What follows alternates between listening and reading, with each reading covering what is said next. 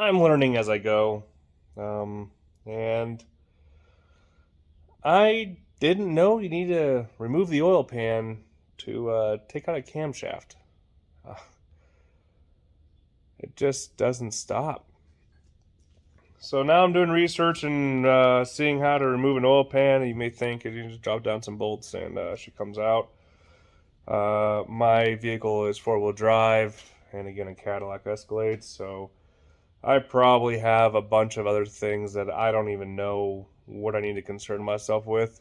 I'm going to switch it around here so you can see why we need to remove the oil pan. I'm not sure why they didn't make this something smaller to where you didn't have to do that.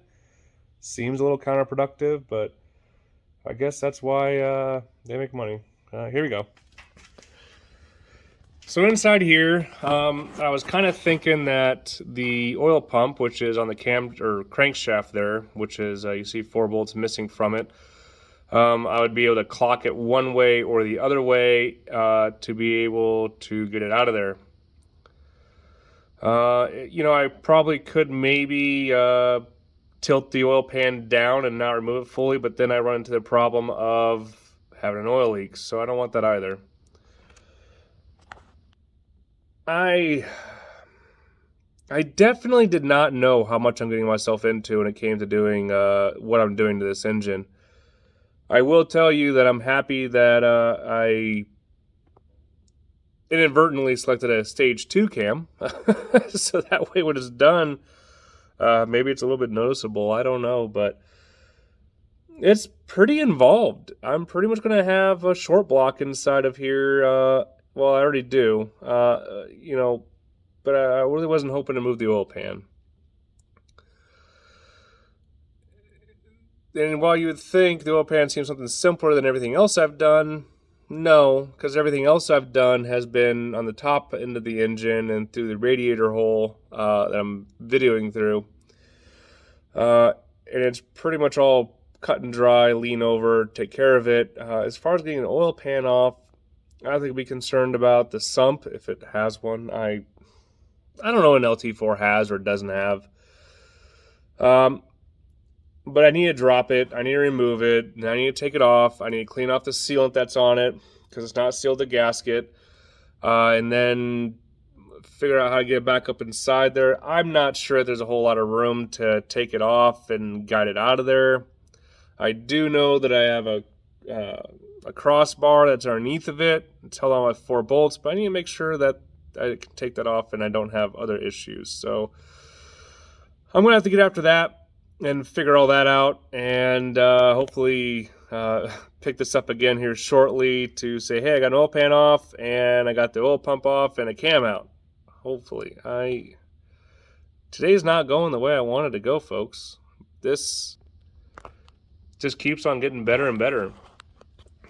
On other vehicles, small block Chevy, I don't know about an LS because I never worked on an LS, but usually you'll take off a cover and then you have your crankshaft and your camshaft, which is done with a chain, all good fun stuff. And then you do a little bit of work with that, and then you're able to pull your camshaft out. Well, now with an LT4. An LT4, you get to drop the oil pan and then worry about this wire that goes over here to your solenoid valve for your oil pressure, I guess. So there's just so much. And while I'd show you underneath the vehicle of the oil pan, you can probably just get an idea of what that is. I don't have a light that's really going to do a good job for you all to see. So just imagine a bunch of stuff being there and then an oil pan. That's what I got going on because it is a 4-wheel drive unit. I'm going to get off here and try to get off that crossbar. Maybe I'll support up the front end with a couple jack stands to make sure I don't have a whole lot of weight on the control arms, because the lower control arms are bolted to a bracket that is in turn connected to the crossbar that's underneath the transmission or engine. I just don't want any undue stress, kind of spreading that out, and then I have problems, putting it back together. I just don't need any more problems. I wasn't supposed to even have this many, but here we are. I'm a bit beat. I got the the front differential out, and I'll swing it around here. I lifted it up high enough to where the wheels are still on the ground, but maybe I could lift it up higher. It may have been assistive, maybe not. My concern is trying to hold the diff up and get it out and not squish myself. So in doing so, I got the differential out. It's actually held on by 4 bolts, and then you got to take off these stub shafts and then disconnect your drive shaft. Make sure you go ahead and mark them. I'll show you what I did. So I went ahead and marked this guy here, and missed that one, but there you go. Marked here and marked there. I don't know where this vent hose is, but likely it's still in the vehicle. So the Cadillac has electronic steering. That is in the realm of in front of the differential. And I had to remove the bolts that hold that in place to get the drop down. So basically it's kind of holding on by the steering linkage to the cab and also the shafts that go to both sides of to the wheels. That allowed that to hang there. No really big concerns with that, I hope. And then that allowed me to go ahead and get access to the passenger side forwardmost bolt. That was a pain.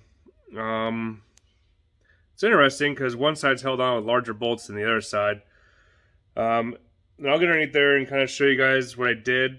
But when it came to getting it out, once the shafts was loose and it was all disconnected from the vehicle, I was able to drop it down a little bit. Some wedging of the stub shafts were done to go ahead and get them out of the way. And then I basically clocked it up, and that allowed this to come down, which I may have a leak here that I'm not probably going to bother with. But anyway, in which this allowed this to leak out. So this right here is unfortunate. I don't know what that is. Hopefully it's not from this. But the steering assembly is kind of right underneath here, and it kind of hugs it underneath here.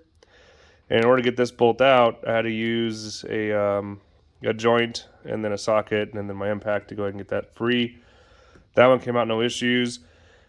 These guys are 18 millimeters. I want to say these are 13/16. I don't know. I got stuff laying all over the place. So I'll get underneath there and show you quickly because I am done today. I just want to go home. I just wanted to get the oil pan off, and that didn't pan out in my liking. So there we have a stub shaft. Also, before any of this starts, you have to get off the cross member, which goes from here to here. That came out no issues.